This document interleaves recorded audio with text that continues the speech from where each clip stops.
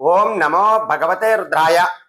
గర్భంలో పెరుగుతున్నటువంటి శిశువుకి చక్కనైనటువంటి ఆధ్యాత్మిక శక్తి అందించాలి అంటే ఆ స్త్రీలు ఖచ్చితంగా కొన్ని మంత్రాలు, అలాగే కొన్ని పరిహారాలు, అలాగే కొన్ని వచనాలు, అలాగే కొన్ని పుస్తకాలు కూడా పారాయణం చేసుకోవాల్సినటువంటి అవసరం ఉంటుంది. ఇలా చేయడం ద్వారా ఆ గర్భస్థ శిశువు చక్కనైనటువంటి ఆరోగ్యంతో ఆధ్యాత్మికంగా పెరిగేటటువంటి అవకాశాలు ఎక్కువగా ఉంటాయి. అలాగే సంతానం కోసం ప్రయత్నం చేస్తున్న వారు కూడా ఈ యొక్క మంత్ర జపం అనేటటువంటిది చేసుకోవడం ద్వారా ఖచ్చితంగా వారికి ఆ అమ్మవారు పార్వతీ అమ్మవారి యొక్క అనుగ్రహంతో ఖచ్చితంగా వారికి సంతానం కలిగేటటువంటి అవకాశాలు అయితే ఉంటాయి. ఈ మంత్ర జపం అనేటటువంటిది మీరు ఏ రోజైనా సరే మొదలు పెట్టవచ్చును.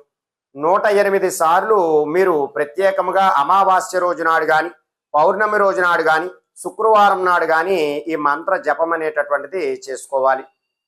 అయితే ఈ మంత్ర జపం అనేటటువంటిది ప్రతిరోజు కూడా 54 సార్లు మీ యొక్క స్థానం ఆచరించిన తరువాత మీరు పూజా మందిరములో చక్కగా కూర్చుని ఈ యొక్క మంత్ర జపం అనేటటువంటిది చేసుకొనవచ్చును.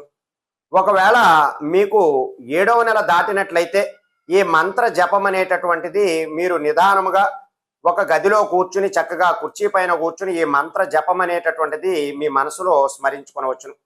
దీనికి గాను ఎటువంటి జపమాల కూడా మీరు ఉపయోగించాల్సినటువంటి అవసరం అయితే లేదు.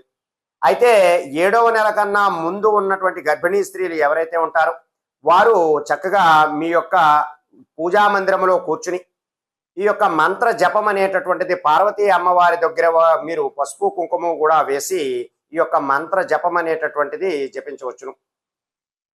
ఈ మంత్ర జపముతో ప్రత్యేకముగా మీకు సానుకూలమైనటువంటి ఆలోచనలు రావడం, చక్కగా ఆరోగ్యంగా మీ యొక్క శిశువు పెరగడము అంతా కూడా సవ్యంగా ఉండే విధంగా ఉంటుంది.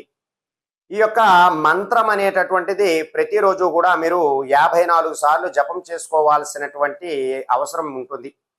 ఈ మంత్ర జపముతో మీకు పార్వతీ అమ్మవారి యొక్క అనుగ్రహం ఏర్పడి మీకు గర్భస్థ శిశువుకి కూడా చక్కనైనటువంటి ఆరోగ్యము, ఎదుగుదల అనేటటువంటిది కూడా ఉంటుంది. అయితే ఆ మంత్రం ఏమిటి అంటే ఓం హ్రీం ఉమాదేవ్యై నమః.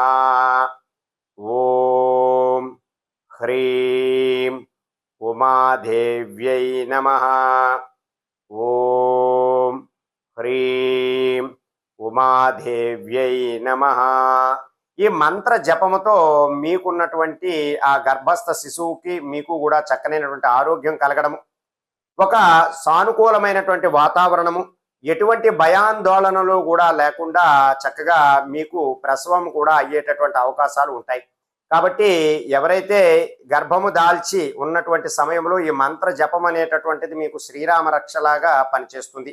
అలాగే సంతానం కోసం ప్రయత్నం చేస్తున్న వారు వారికి సంతానంలో ఆటంకాలు కలుగుతున్నా సరే ఈ మంత్ర జపంతో ఖచ్చితంగా సంతానం కలగడము, ఆ పార్వతీ అమ్మవారి యొక్క అనుగ్రహం మీ మీద కలగడము కూడా జరుగుతుంది. కాబట్టి సంతాన విషయంలో ఎవరైతే ఈ యొక్క సమస్యలతో ఇబ్బంది పడుతూ ఉన్నారో, అలాగే గర్భం దాల్చి ప్రస్తుతం ఉన్నటువంటి వారు ఎవరైతే ఉన్నారో వారు ఈ మంత్ర జపం చేసుకుని అద్భుతమైనటువంటి ఫలితాలు పొందడానికి ప్రయత్నం చేయండి. సర్వే జనా సుఖినో భవంతు. శుభం.